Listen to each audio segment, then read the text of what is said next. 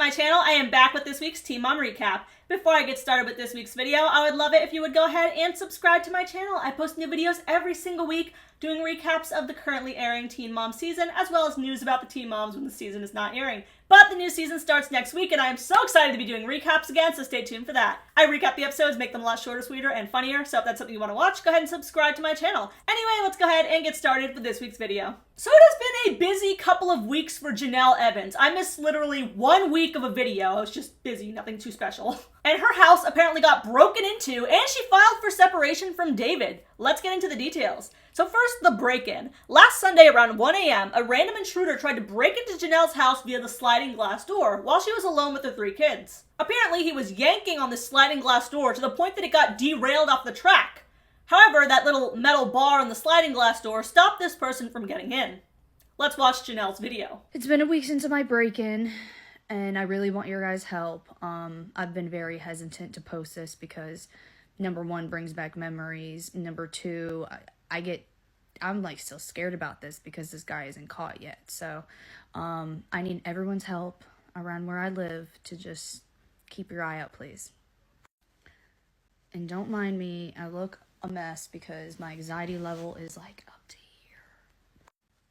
So, like I said in my first video, I went to sleep around 12:30 a.m. last Saturday.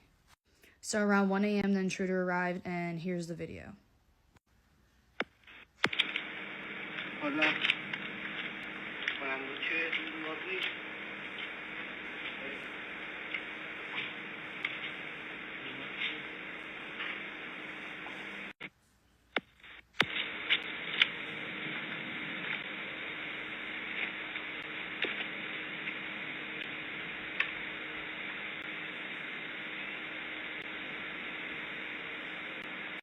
After this video was taken, he came to my laundry room back door, banged on it. That's when I saw him.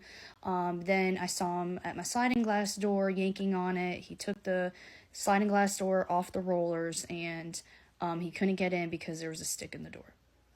After that, my son looked out the blinds and said, "Mom, he's at your she shed, and I have a camera on my she shed." And here's the footage from that.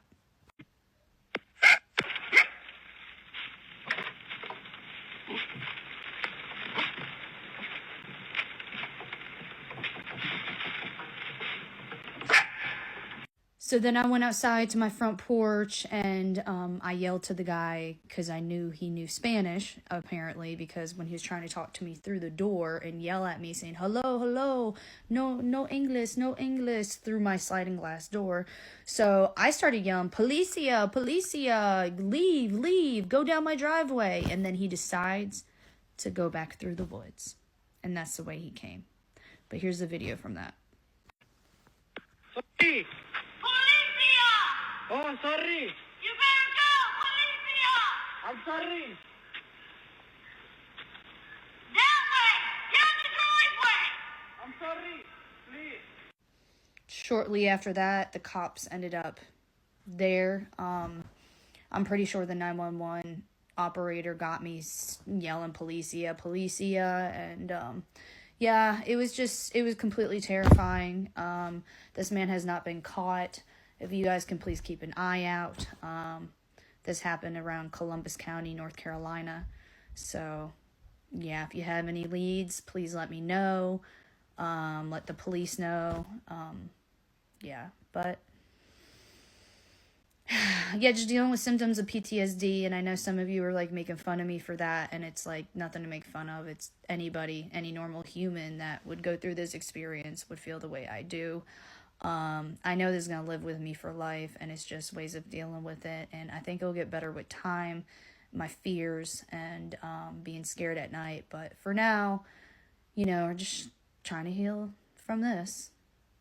But yeah, please help. Thanks. Did I have my pew-pew? Yes, I did, but I did not want to use it or go through such a more traumatic event of having that incident happened in front of my child. My 14-year-old son saw the whole thing with me and this man that we had no idea who it was.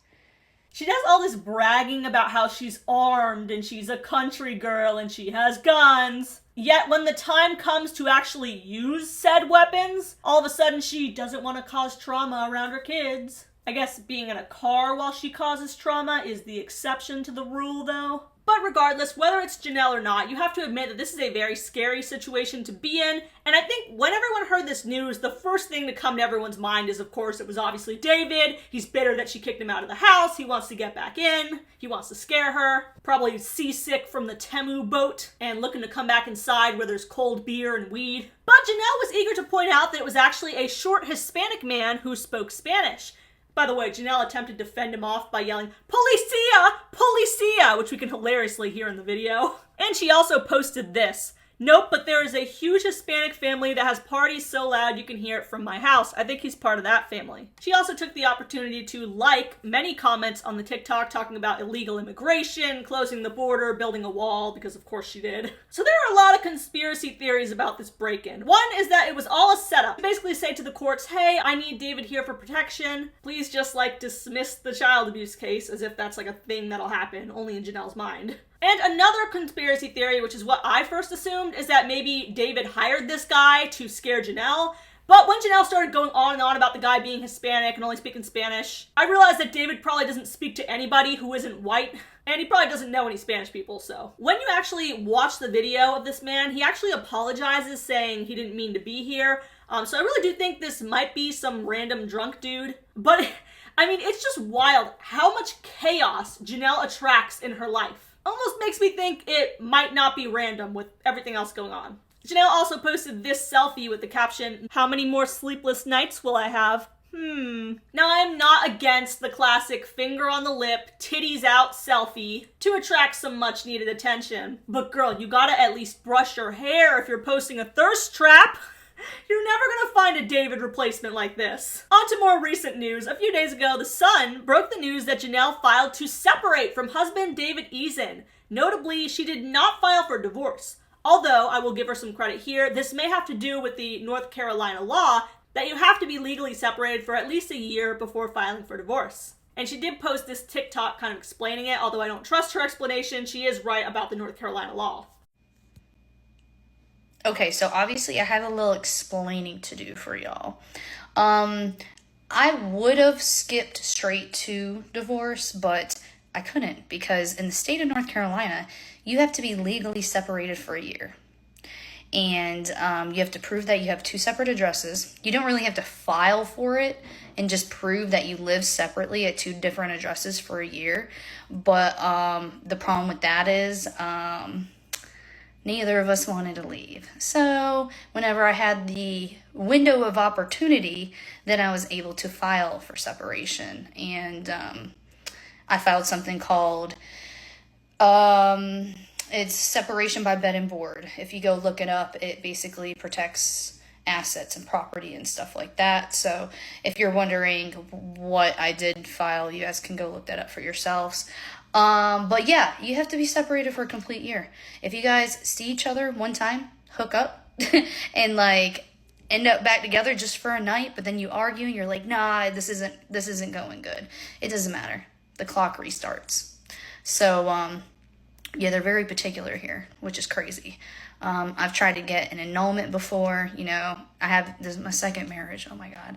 But yeah, the mistake I made the first time, if you don't, go look it up. I'm not explaining it, but yeah, so I tried to get an annulment the first time I got married, and it's very hard to even do that. It's there's only certain old Southern laws that let you get an annulment. So, yeah, that's where I'm at right now, and the clock has begun. So, yeah, that's good. Step one, baby steps, y'all. Baby steps. So within this separation complaint, Jenelle had plenty of sources to cite. Must have been real easy for her lawyer to write this essay. First, they bring up killing the dog Nugget, of course, in front of Ensley. Then she brings up David's assault case on Jace. She also claims since their separation, David has not checked in on her or inquired about Ensley. Come on, Jenelle. That random Spanish guy that David slipped $80 to go break into your house was just checking on you guys. He cares. Defendant has been spending his days drinking liquor at a bar near the marina. She said that David also refused to give her a key to their mailbox, and as a result, she has been unable to pick up Jace's medication, leaving the minor child at risk for adverse health effects. Which, these are the same medications that Jenelle said that Jace doesn't need, and Barbara is basically Dee Dee Blanchard for giving Jace this medication, so it's funny that now she wants it. And I just have to think, like, it cannot be legal for David to withhold this mailbox key so that she can't get the medications, right? Like, I want to say, why doesn't she just call the pharmacy and explain the situation and ask for more? But I'm thinking if it's a controlled substance, and because Jenelle's name probably pops up on the junkie database at the pharmacy, it's very possible that the pharmacy will not want to refill that prescription just because she claimed that she can't get it out of the mailbox. They'll think she's just like med seeking, and a lot of times they actually won't give it to you. So that makes it particularly evil that David won't give up the key. She also claimed that David showed up to their house on February 22nd, despite there being a no contact order against him for Jace. For the purpose of harassing or annoying plaintiff, defendant took plaintiff's vehicle without her permission and told her to kill herself, among other vile insults, which plaintiff filmed the interaction for her safety. I totally see David pulling the KYS response out, although I would love to see that video that Jenelle took just to like prove it once and for all. Defendant has committed further marital misconduct in that defendant, upon information, belief, carried on criminal conversations with his ex-wife. Some of these sentences, it's like, did a lawyer write this? Like, criminal conversations, I don't know. Criminally stupid, maybe. And that's referring, of course, to those text messages exchanged with Whitney, like he really thought that she wasn't going to sell that story. Defendant excessively uses alcohol and has not maintained consistent full-time employment for a number of years, has recklessly spent the party's money, which plaintiff solely earns. Defendant would regularly drink and drive, spend excess money on alcohol. David would insult and degrade her in front of the children and other third parties. Jenelle's requesting the house be left to her, as well as most of the marital property. And I believe absolutely everything in this document. The alcoholism, the spending her money, telling her to off herself. Very David-coded. The only thing I don't entirely believe is the part where she wants to separate from him. She did post this TikTok.